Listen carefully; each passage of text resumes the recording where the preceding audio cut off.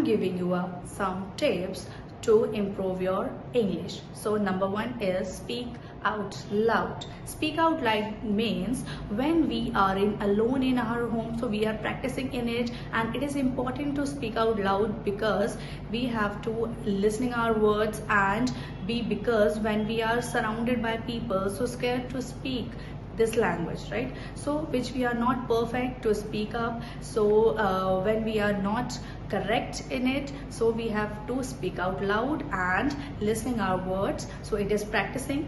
And number two is get out of fear. So basically once you start using this language, definitely you will make mistakes and definitely you might be wrong, right? So it's okay, it's absolutely okay, you can make any mistakes in it. So it's important and we have to learn and revise it. So number third tip is read articles. So read articles is very important. It develops to listening and speaking developments and skills also. So do not hesitate, speak this language will give you a confidence. Okay, on how to speak in English, so I'm giving you some tips and you have to maintain in it. So number one is vocabulary, number two is grammar, number three is speaking and reading skills, and number four is very important to repetition, because we have to learn these skills and learn this prospectus. So we have to continue our English languages.